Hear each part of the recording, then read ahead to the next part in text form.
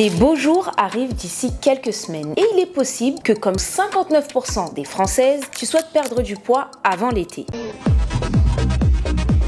Donc tu vas sûrement tout miser sur le sport et l'alimentation pour atteindre tes objectifs. Si tu fais partie de ces femmes-là, alors je te partage tout mon soutien et j'espère bien que tu vas continuer cette nouvelle routine même après l'été. Mais dans ton plan, j'ai l'impression que tu as peut-être oublié un élément clé qui a la capacité de booster ta perte de poids, le sommeil.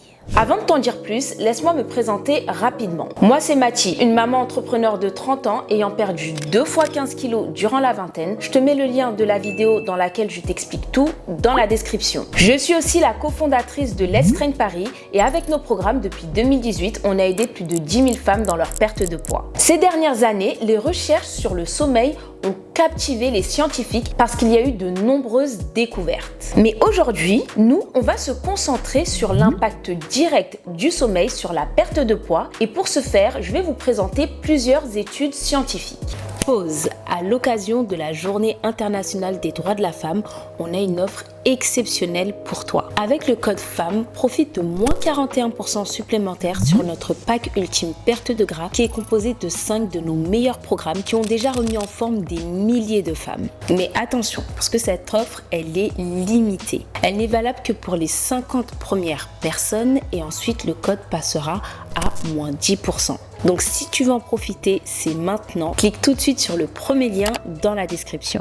Commençons par cette étude de 2018 publiée dans le journal Sleep et qui expliquait avoir fait une expérience sur 2 groupes de personnes. Pendant 2 mois, le premier groupe a réduit son apport calorique et a dormi normalement, tandis que le deuxième groupe a aussi réduit son apport calorique mais s'est vu imposer un temps de sommeil restreint. Ils ont dormi 1 heure en moins pendant 5 jours par semaine et ont pu dormir autant qu'ils le souhaitaient pendant 2 nuits par semaine. Après les 2 mois d'expérience, les individus des 2 groupes avaient perdu à peu près le même poids. Mais le groupe qui a conservé un rythme de sommeil régulier avait en réalité perdu plus de masse graisseuse que le second groupe. Et l'expérience a révélé autre chose de super intéressant. Le premier groupe, donc celui qui a eu un sommeil régulier, avait réduit leur quotient respiratoire au repos.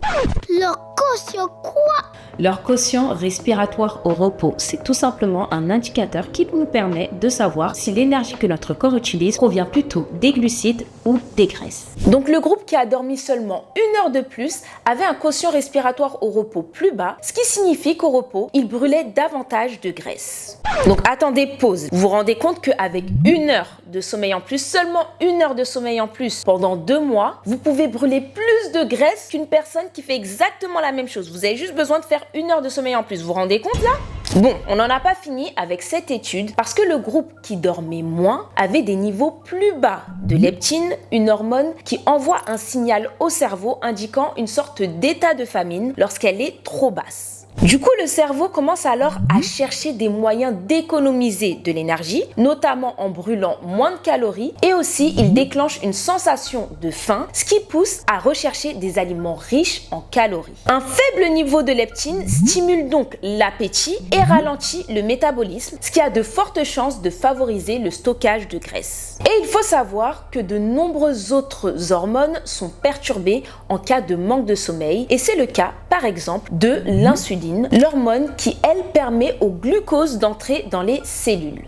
Les individus présents dans les expériences où le sommeil était réduit montrent souvent une sensibilité à l'insuline altérée. Leurs muscles utilisent environ 20 à 30% de glucose en moins par rapport aux muscles des individus ayant un sommeil normal. Résultat, quand la sensibilité à l'insuline est altérée, vous vous retrouvez avec un excès de glucose qui circule dans votre sang, ce qui entraîne encore une fois un stockage sous forme de graisse. On n'en a pas fini avec les hormones parce qu'il y a aussi l'hormone du stress, le cortisol, qui augmente après avoir passé une nuit blanche. Or, on l'a déjà vu plusieurs fois, un taux élevé de cortisol combiné à l'insuline envoie un message erroné et indique au corps de stocker cet excès de glucose sous forme de graisse, ce qui, souvenez-vous, est encore plus probable lorsque l'insuline est déréglée. Maintenant, il faut savoir que chaque étude sur le sommeil et la perte de poids donne des résultats différents. Mais en 2015, il y a eu une méta-analyse sur le sujet.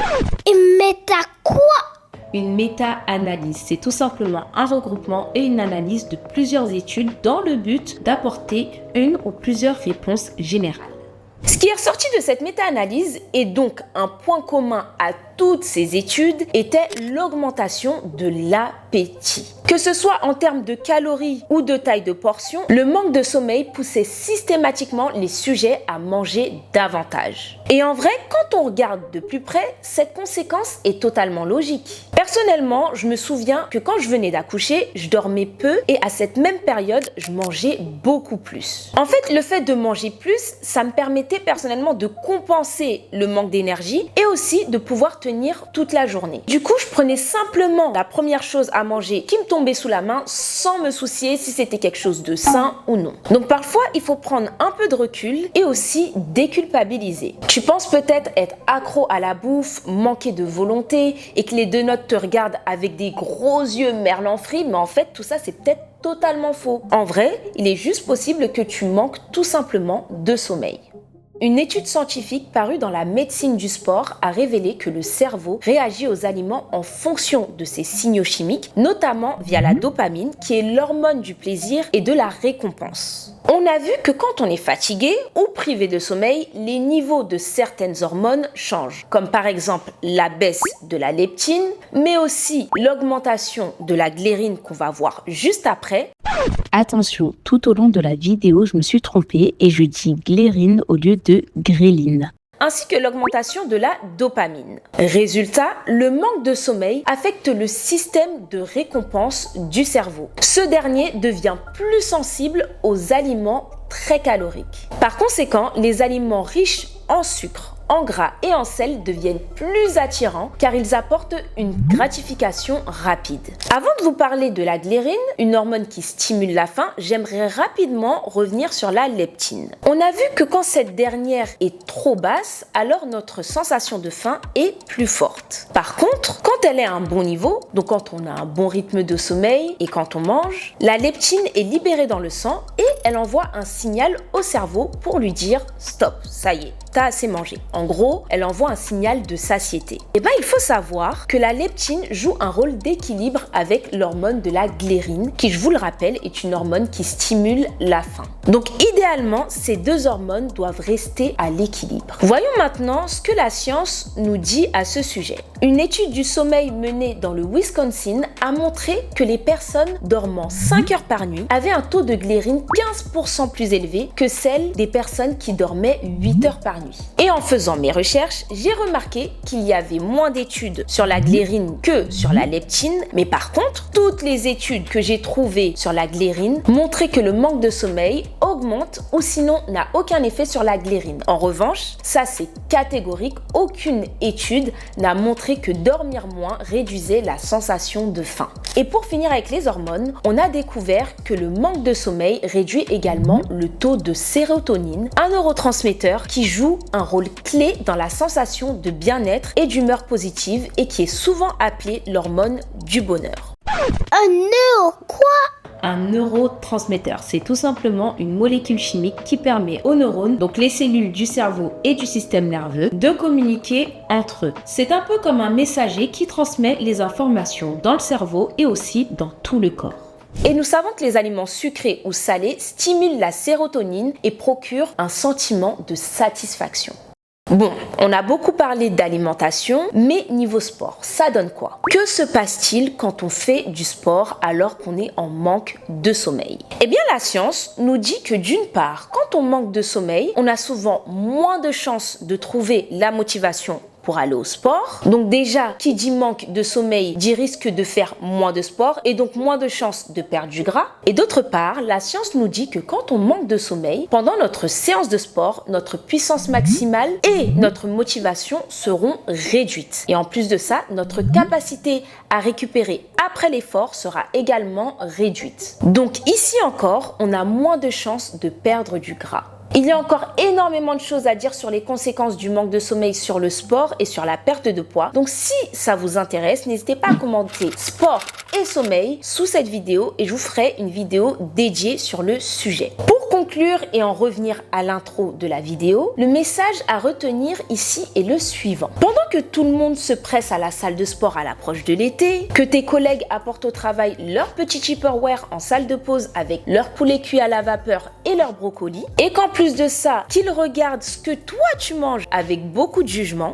attention, je sais que c'est pas une compétition, mais si toi, tu décides d'ajouter simplement 1 heure de sommeil à tes nuits pendant les 3 prochains mois, il se pourrait bien que celle qui obtienne le plus de résultats, ce soit toi. T'imagines seulement avec 1 heure de sommeil en plus chaque nuit. Petit rappel, À l'occasion de la Journée internationale des droits de la femme, on a une offre exceptionnelle pour toi. Avec le code FEMME, profite de moins 41% supplémentaires sur notre pack ultime perte de gras qui est composé de 5 de nos meilleurs programmes qui ont déjà remis en forme des milliers de femmes. Mais attention, parce que cette offre, elle est limitée. Elle n'est valable que pour les 50 premières personnes et ensuite le code passera à moins 10%. Donc si tu veux en profiter, c'est maintenant. Clique tout de suite sur le premier lien dans la description. J'espère que cette vidéo vous a plu. Je vous attends en commentaire. Est-ce que ça vous a donné envie d'essayer la technique de dormir 1 heure en plus par nuit? J'ai vraiment hâte de savoir, donc dites-moi tout. Si c'est pas déjà fait, je vous laisse mettre un like sur la vidéo et vous abonner. Et à la semaine prochaine pour une nouvelle vidéo. Tchuss!